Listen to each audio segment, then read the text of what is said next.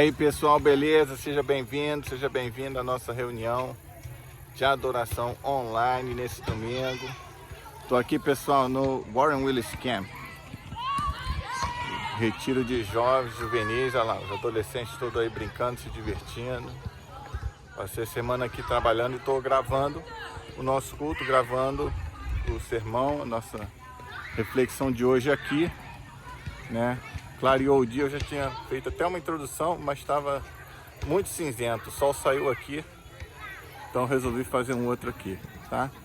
Hoje a gente vai dar continuidade aqui à nossa série de mensagens em reforma. Eu espero que seja uma bênção para você. Eu preparei com muito carinho um sermão para Deus falar ao seu coração, tá bom? Te espero aí, aliás, te espero aí sim. A gente vai se ver à noite, tá? No culto presencial, lá em Miami. Eu vou estar aí tranquilo, tá? Orem por mim, para que a gente volte bem e seguros aí, tranquilos, nesse final de semana.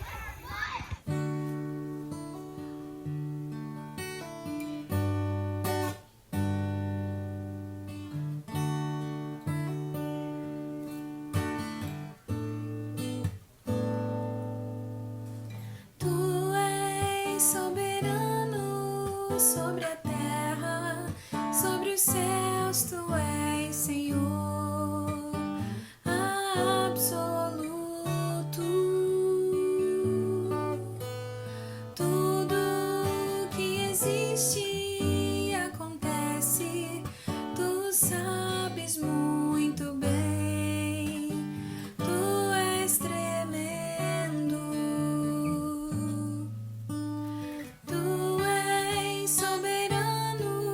Sobre a terra, sobre os céus, tu és Senhor absoluto. Tudo que existe e acontece, tu sabes muito bem. Tu és tremendo. E apesar desta glória que tens, tu te importas comigo também. E esse amor tão grande eleva-me, amarra-me a ti. Tu és tremendo.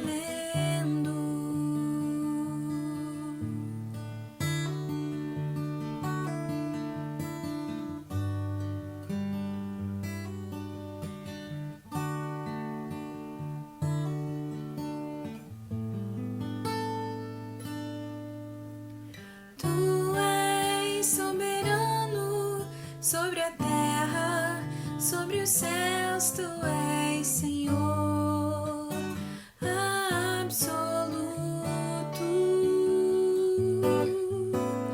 Tudo que existe e acontece, tu sabes muito bem.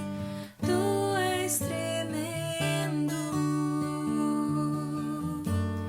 E apesar desta glória que tens,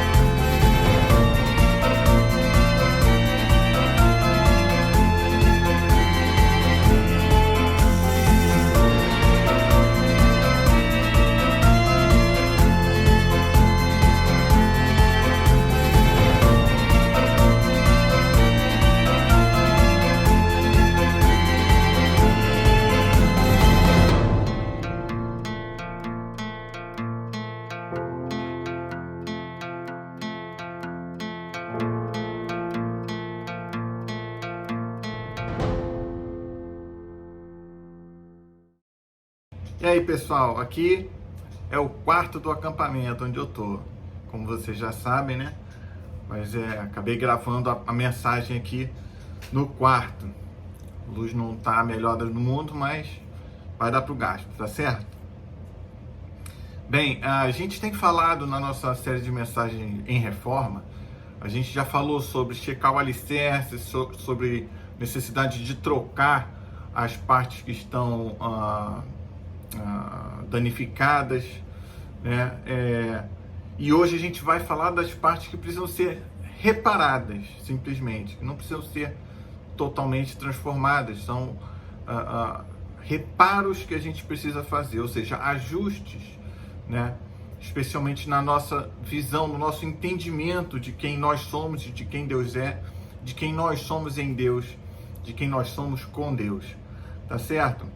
Mas antes de eu entrar na mensagem, eu queria falar com você uma coisa. Eu não sei quantos de vocês sabem, né? Mas eu fui housekeeper. Eu fui, enquanto eu estava estudando no seminário, uma maneira de fazer um dinheirinho, já que existia muita limitação com as opções de trabalho, né? Devido ao visto de estudante.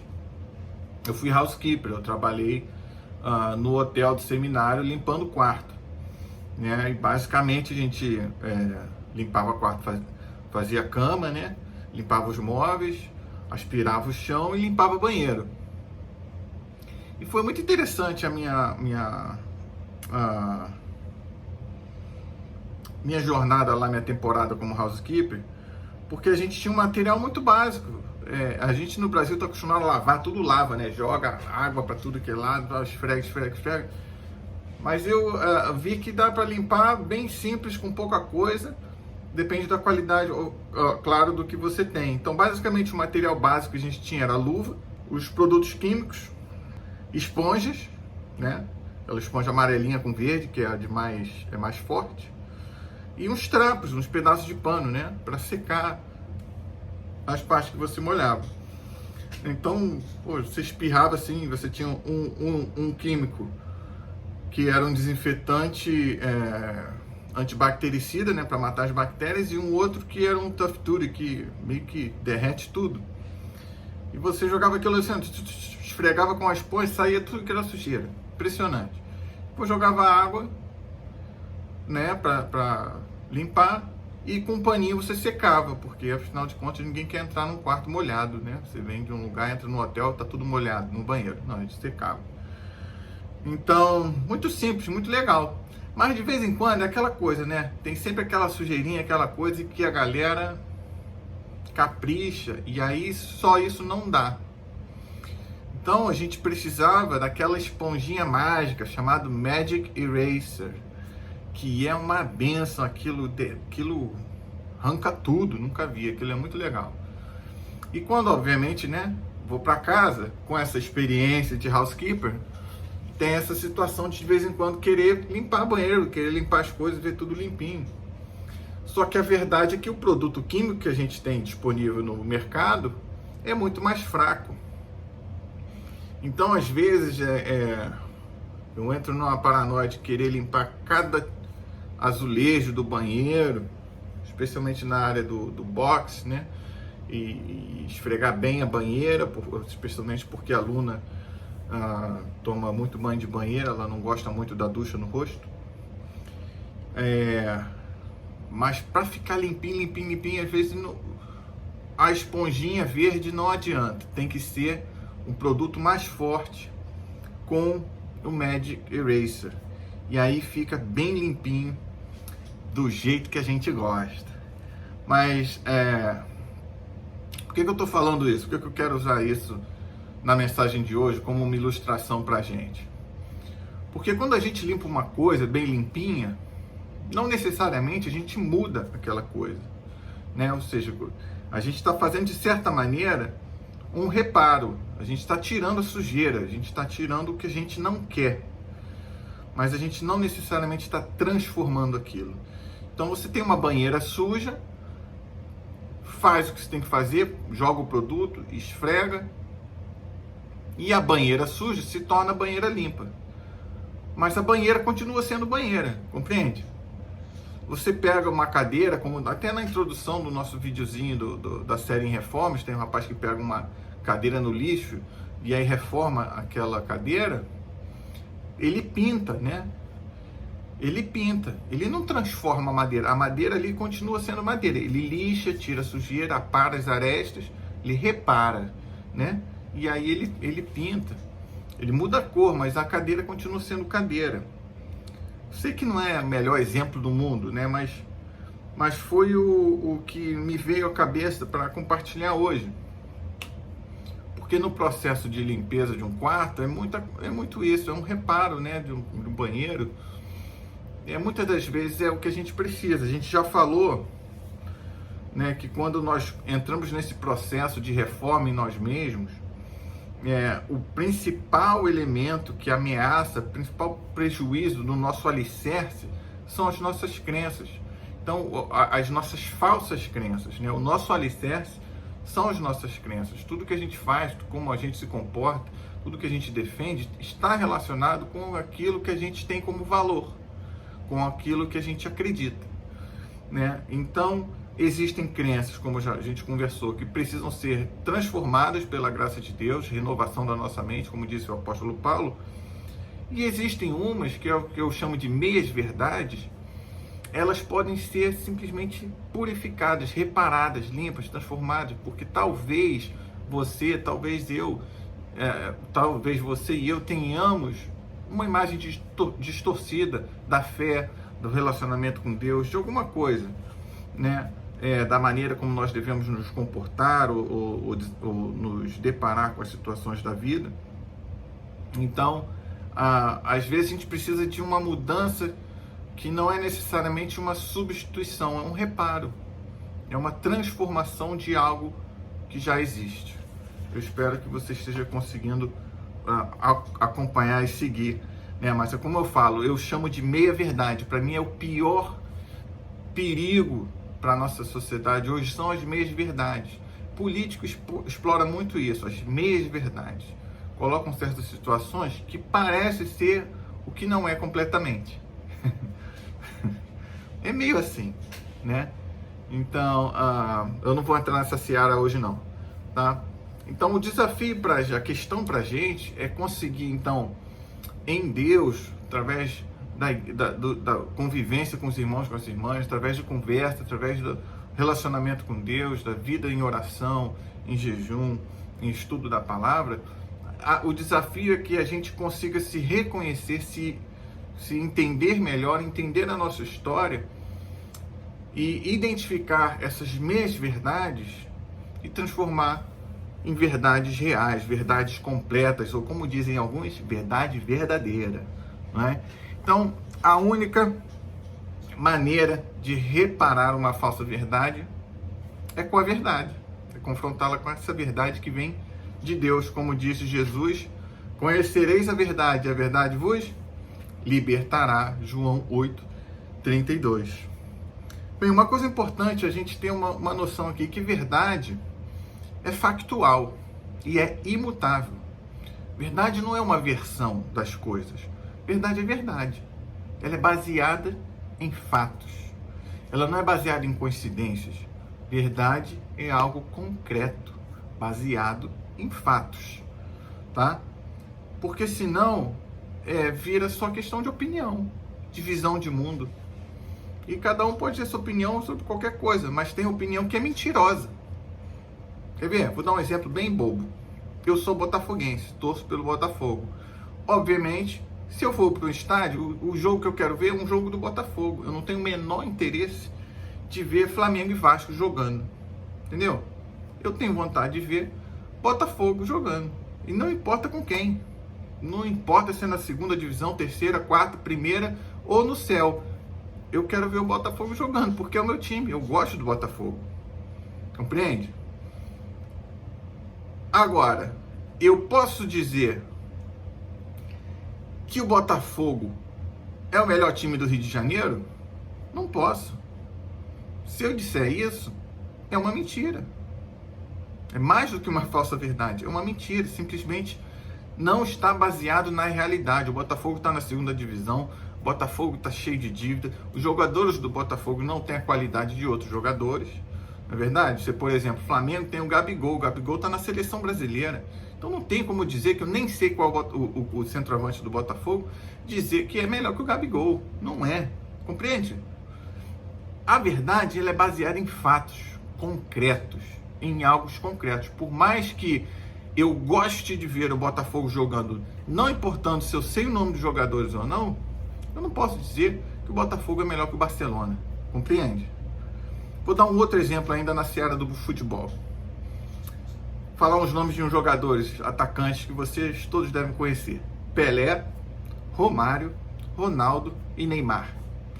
Bebeto também. São todos grandes jogadores, com uma história bonita no futebol. O Neymar ainda joga, ainda tem bastante coisa para oferecer, né? Construir, conquistar. São todos excelentes jogadores. Você pode discutir se você gosta mais de um ou de outro, mas o fato é que somente 2 desses que eu mencionei fizeram mais de 1000 gols na vida. Romário e Pelé. Ponto. Não importa se um é mais habilidoso, quem é mais rápido, quem era mais elegante, não importa.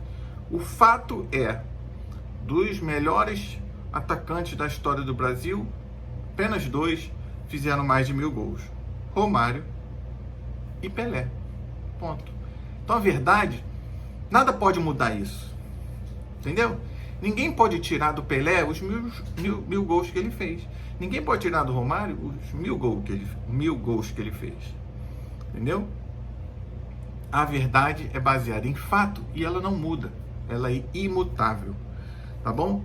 Então, é importante a gente ter isso em mente, porque quando nós pensamos em nós mesmos, na nossa história, é importante a gente, é preciso a gente reconhecer que a nossa história importa, né? Que a nossa história é real, que a nossa história é baseada em fatos concretos, ela tem elementos concretos. Mas existem elementos que mudam na nossa história, existem coisas que mudam, que podem ser reparadas, ou seja, por isso que eu digo, existem falsas verdades que nos guiam, porque as falsas verdades, elas podem mudar. Tudo que é falso na nossa vida pode ser transformado. O que é único, o que é verdadeiro, não muda, tá? Então, assim, a maneira, é importante a gente reconhecer, então, qual é a nossa história. É importante a gente reconhecer que nós fomos, a maneira como nós fomos educados, ela importa, ela faz parte da nossa construção, né? Reconhecer que as nossas crenças, os nossos valores são formados pelas nossas experiências de vida também importa. Aquilo que a gente viveu influencia grandemente as nossas crenças, a maneira como a gente entende as coisas, enxerga as coisas, né? Então, para que a gente consiga viver bem, física, emocional e espiritualmente, é muito importante saber como Deus nos criou, como Deus nos formou, como Deus nos desenhou, né? Muitas vezes nós sofremos porque nós queremos ser alguém, ser uma pessoa, ou nos comportar como alguém que nós não somos, que nós não fomos desenhados para ser, né? Então, por exemplo, eu queria muito ser um cara super organizado, sabe? Detalhista, sabe? Gostar de acompanhar os processos no detalhe, fazer tudo da melhor maneira do mundo e ser tudo perfeito. Mas eu não sou assim. Eu sou meio bagunçado, eu canso, eu tenho muito prazer quando eu estou fazendo as coisas, eu me dedico o máximo da perfeição que eu posso oferecer. Chega um momento que eu canso, eu desligo, eu não consigo mais fazer. Eu sou assim. Por outro lado, pessoa que é muito detalhista, pessoa que é perfeccionista, pessoa que precisa planejar tudo antes de executar, que é essa pessoa super organizada normalmente, ela tem grande dificuldade com o improviso, com a necessidade de resolver um problema sem ter tempo de planejar para resolver o problema. Eu já tenho essa facilidade, né? Eu tenho uma espontaneidade que me permite me adaptar muito facilmente a certas situações, né? Nem sempre, às vezes eu tenho dificuldades, mas na grande maioria dos casos, eu consigo improvisar de maneira tranquila, né? Já houve casos, por exemplo, de eu chegar, ter preparado minha mensagem, tudo bonitinho, tudo direitinho, meditar, orar, né? Ter aquilo tudo bem preparadinho e esquecer de levar minhas anotações para o culto. Lembrar, obviamente, o texto que eu tinha meditado, que eu ia pregar, e aí sai ali a pregação, né? Na hora, e vai. Deus usa, Deus abençoa, Deus ilumina, Deus capacita, né? Mas também porque eu tenho essa facilidade, porque eu não fico apavorado, porque eu sei que tem como fazer, entendeu? Não tô querendo me gabar, mas é só para querer dizer assim, que existem características, na questão de ser crente Gabriela, que não aceita mudar não, mas existem características únicas em cada um de nós. Por quê? Porque Deus nos fez assim. E reconhecer essa maneira como Deus nos fez é importante. Importante para a nossa autoestima, é importante para a nossa convivência com outras pessoas, é importante para tudo. Facilita a sua maneira de trabalhar. Não é questão de ter mania, não é questão de... Não, é saber que você é você. Tem as suas qualidades, porque Deus te deu essas qualidades, né? Então, por isso que eu não esquento a cabeça, por exemplo, às vezes eu fico um pouquinho esquentado, né? Não gosto de certas coisas, fico um pouquinho esquentado, sou mais forte na minha maneira de me expressar. E aí, no início, Thaís falava assim pra mim, minha esposa, Lucas, não pode falar assim, tem que ter mais calma, tem que não sei o quê, tem que não sei o quê. Chegou um tempo da minha vida que eu entendi que não. Porque Deus me desenhou assim.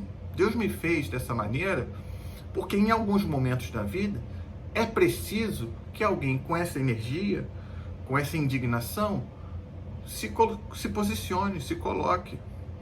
Compreende o que eu estou querendo dizer? Em outras maneiras, em outros momentos, é muito importante que a pessoa tenha toda a humildade, capacidade, mansidão e capacidade de engolir sapo.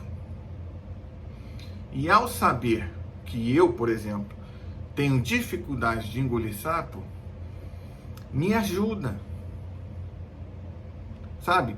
Só pelo fato de eu reconhecer como Deus me desenhou e saber que certas coisas para mim são difíceis, tornam essas coisas fáceis de identificar. Então, me ajuda a segurar o sapo, ou segurar a minha onda. Entendeu? É mais fácil segurar minha onda sabendo que naturalmente eu não gosto de segurar minha onda. Compreende a confusão que eu estou fazendo? O ponto que eu quero dizer é assim, existem verdades importantes sobre cada um de nós, sobre a nossa constituição, que estão relacionadas com quem nós somos, porque nós fomos criados dessa maneira. E existem outras falsas verdades, que é a situação da gente achar que precisa ser de um outro jeito, porque alguém falou pra gente que precisa ser de outro jeito, sabe? E se isso tá ficando um pouco confuso para você, o que eu tô querendo dizer é o seguinte: quanto mais nós deixamos que as circunstâncias da vida ou outras pessoas determinem quem nós somos, mais infelizes nós vamos ser. Por outro lado, quanto mais autoconhecimento nós tivermos de nós mesmos, quanto mais segurança nós tivermos de quem nós somos, porque Deus nos fez assim, mais em paz nós vamos viver, mais tranquilos nós vamos viver, mais confiantes em nós mesmos nós seremos. Isso não é arrogância, isso é reconhecimento da obra de Deus nas nossas vidas, né, na nossa história. Então, eu acredito muito que a essência da verdade está no texto bíblico. A verdade sobre quem nós somos, a verdade sobre quem Deus é, a verdade sobre quem nós somos em Deus. Né? Nós aprendemos, por exemplo, que a verdadeira autoridade sobre a nossa vida é Deus. Foi Ele que nos criou, foi Ele que nos salvou, né? Foi Ele que é Ele quem vai nos julgar, né? Então, quando a gente se envolve mais e mais com Deus, mais nós conhecemos a Ele, mais nós nos conhecemos, mais nós conhecemos a nossa história, mais nós entendemos a nossa história, por que isso e aquilo aconteceu, por que eu sou assim e não assado, e a gente se torna mais completo, mais seguro, porque a gente está mais centrado em Deus. Isso é uma jornada que eu estou tentando convidar você a participar nessa série em reformas. Talvez isso seja um reparo que você precise, um reparo na sua vida, né? Entender que existem certas coisas que acontecem porque você está se deixando guiar por outras pessoas e não pela palavra de Deus, tá? Então, por exemplo, justamente porque nós, um outro aspecto é o seguinte, nós muitas das vezes projetamos em Deus aquilo que nós conhecemos ao nosso redor, porque como eu falei, nós somos aquilo que nós experimentamos na vida, né? Não é só o que você aprende na teoria, você transforma na prática, não, porque você é resultado das suas experiências também. E aí a gente tem que ter cuidado, porque muitas das vezes a gente pega a nossa experiência terrena e projeta em Deus, né? Então, por exemplo, você já deve ter ouvido, eu já ouvi falar muito isso, quando alguém está brigando assim na igreja, as pessoas não estão com compromisso, não está funcionando, aí, poxa, no meu trabalho eu tenho compromisso, eu chego cedo, eu faço tudo, eu tenho disciplina para fazer as coisas para o cara, para minha empresa, que é uma coisa terrena, e aí na hora de fazer para Deus eu faço de qualquer jeito. Não pode, tem que fazer, né? Se eu faço bem feito, se eu trato meu chefe dessa maneira, como é que eu vou tratar Deus menos e tal. Ou seja, a gente projeta a nossa experiência terrena para Deus. Muitas das pessoas, por exemplo, projetam as nossas experiências para Deus, em Deus, de uma maneira distorcida. Por exemplo, como a Bíblia usa muito o linguajar de Deus como Pai, muitas pessoas que não têm um relacionamento bom com seus pais projetam em Deus esses problemas. Entendeu? E é por isso que é importante, então, a gente não só basear a nossa fé nas nossas experiências, mas principalmente na revelação da palavra de Deus, porque Deus se revelou através da palavra de Deus, através da Bíblia. Então a gente tem que fazer um somatório das nossas experiências, porque elas nos formam, mas também da palavra de Deus, porque ela também nos comunica quem nós somos, quem Deus é para nós. Então, aí a pessoa tem aquele relacionamento complicado com os pais, por exemplo, a pessoa que teve um pai ausente, né, um pai distante, ou uma mãe ausente, uma mãe distante, então ela tem essa tendência a ver Deus como algo distante, que nunca vai tá lá para ele ou para ela quando ele ou ela precisarem de Deus, porque na vida dela ela não teve esse suporte, né? Tem muitas pessoas que vêm de um lar abusivo, né? De muita briga, de muito controle, e acham que Deus é assim, que se você espirrar alto, Deus está com raiva de você, Deus vai te castigar. E aí vive essa versão distorcida sobre quem é Deus, né? Tem o cara que vem de um lar autoritário, daquelas pessoas que falam, se você não me obedecer, você não vai ter isso, não vai ter aquilo, não vai ter aquilo, tem que me obedecer, senão não vai ter isso, não vai ter aquilo. E aí acha que Deus é assim. E aí a pessoa passa a ter um relacionamento com Deus baseado nisso. Eu tenho que obedecer. Se eu não obedecer, Deus vai me castigar. Se eu não obedecer, eu tenho que fazer as coisas bem feitas. Então, tipo assim, como se não pudesse ter nenhuma ideia própria, não pode ter nada próprio, porque você só pode fazer o que está ali, o que está escrito, né? Ah, não, se eu não der os dízimos de 10%, Deus vai me amaldiçoar. É basicamente isso, né? Se você tem uma visão, você cresce num lar que você é criticado o tempo inteiro, julgado o tempo inteiro, você não é elogiado o suficiente, você não é encorajado, empoderado, você acha que Deus só faz isso. Se você não fizer as coisas do jeito que tem que fazer, Deus não vai te ajudar. Então aí você faz promessa, você faz simpatia, porque Deus só vai te abençoar se você fizer isso perfeitamente. E aí você passa a ter um relacionamento distorcido com Deus. Enfim, acho que já deu para entender o que eu quero dizer aqui, né? Com tudo isso. O que eu quero colocar para você de maneira básica é que, repetindo, é muito importante a gente valorizar as nossas experiências, mas confrontar ela com o texto bíblico. Não confrontar no sentido de sobrepor, de somar. Porque o texto bíblico nos ensina e nos molda, assim como nossas experiências pessoais nos ensinam e nos moldam. Tá bom? Então, assim, eu obviamente não quero que você tenha essas distorções, essas visões distorcidas sobre quem é Deus. Um Deus autoritário, um Deus abusivo, um Deus ausente, um Deus distante. Não. Deus, talvez você tenha experimentado Deus dessa maneira a sua vida inteira. E a gente está aqui para reparar essa falsa verdade hoje, tá certo? Para a gente passar o Magic Eraser, para limpar e tornar Deus a pessoa que Ele realmente é. Para que você possa ter um relacionamento com um Deus verdadeiro e não com um Deus falso, um Deus distorcido. Obviamente já está avançado o horário, então não dá para a gente destrinchar tudo, mas o ponto da mensagem de hoje é realmente você buscar refletir como está o seu relacionamento com Deus e qual é a visão de Deus que você tem. Seria essa visão uma visão distorcida? Será que Deus realmente é um Deus que só quer sua obediência? É um Deus que só quer que você dê? É um Deus que acha que a sua liberdade é ruim? Eu vou te sugerir o seguinte: no dia 11 de abril, eu estava inaugurando aqui uma série de mensagens que a gente fez em Nisso Eu Creio, Nisso Cremos.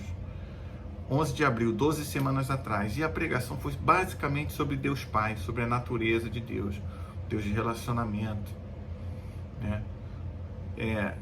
Então eu te convido a assistir novamente essa pregação do dia 11 de abril para você confrontar a sua visão de Deus. Será que o Deus que você imagina realmente é o Deus verdadeiro? Eu acredito no seguinte: eu acredito que Deus se revelou através do texto bíblico. E a melhor maneira de a gente conhecer o Deus verdadeiro é a gente dedicar tempo ao texto bíblico. Então quero te convidar diariamente, tenta ler um pouquinho, vai aprendendo, é uma jornada de vida. Você não vai aprender quem é Deus em um dia, uma semana ou um ano. Você vai continuar sendo convidado por Ele para entender melhor quem é Ele, para entender melhor quem é você, né? Mas eu quero sim compartilhar um pouco sobre o Deus verdadeiro que eu creio, que eu encontrei no texto bíblico e na minha vida. E eu achei que o apóstolo Paulo, por isso que eu deixei o texto para o final, porque o apóstolo Paulo resume muito bem o Deus que eu creio.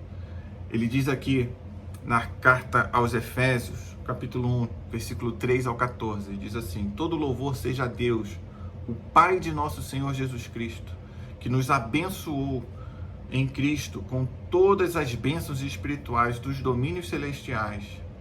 Olha isso.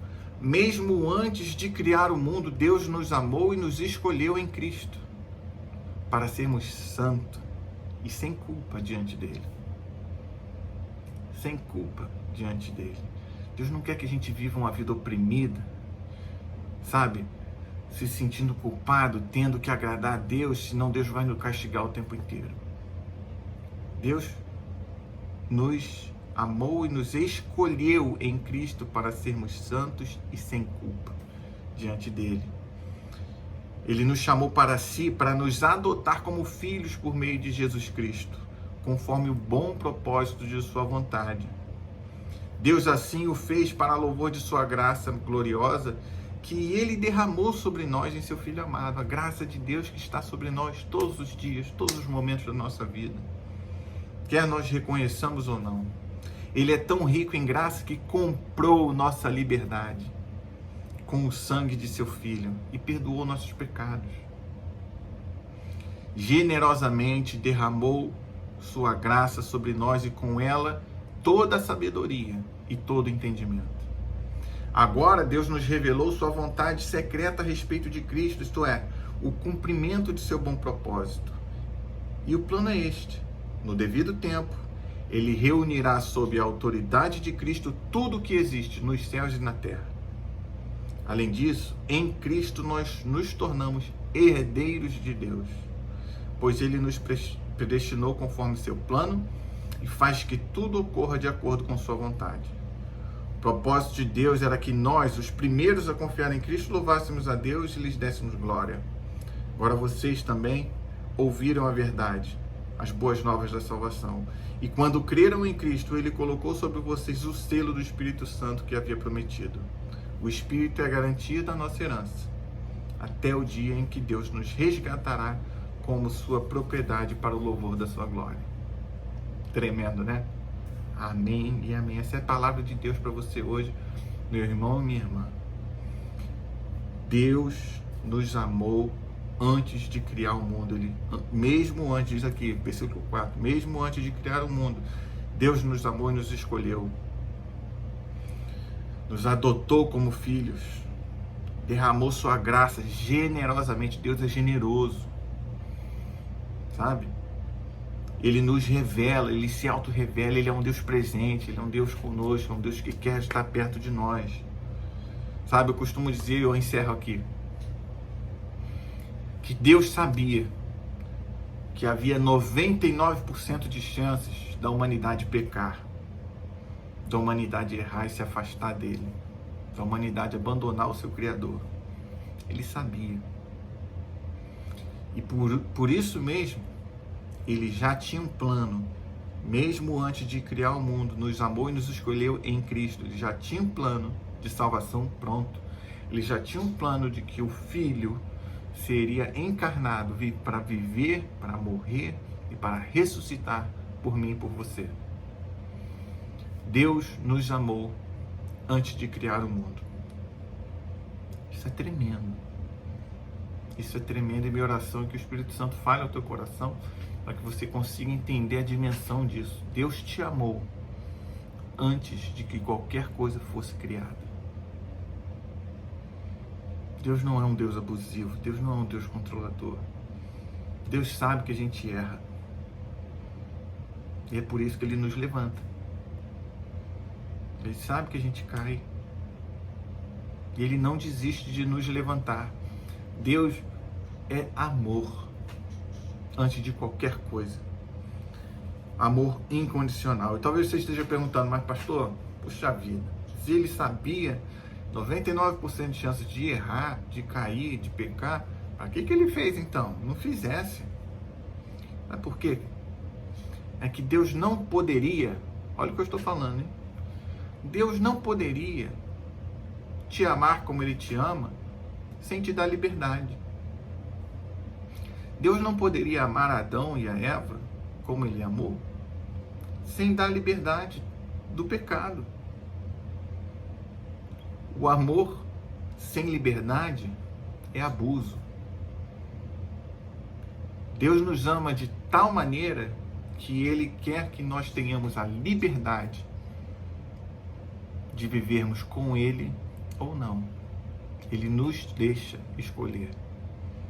Ele não nos abandona, porque a condição de pecado nos afasta dele, mas a sua graça, que é generosamente derramada em nós, não nos deixa caminhar e vagar sozinho. Ele tem sempre alguém nos guiando, nos envolvendo, nos chamando para Ele. Mas Ele continua nos dando a liberdade de dizer sim ou não. Porque amor sem liberdade é abuso, não é amor. Quero compartilhar essa palavra com você hoje, na esperança que isso talvez repare um pouco algumas distorções que talvez você tenha sobre quem Deus é. E te convido a ir lá no nosso Facebook, Primeira Metodista Brasileira, e procurar a pregação do dia 11 de abril, que a gente fala um pouquinho mais sobre a natureza de Deus. Eu, obviamente, adoro falar sobre Deus, porque eu um dia compreendi que Ele me amou antes de criar o mundo. E isso é tremendo. Espero aqui no próximo domingo. Que Deus te abençoe muito.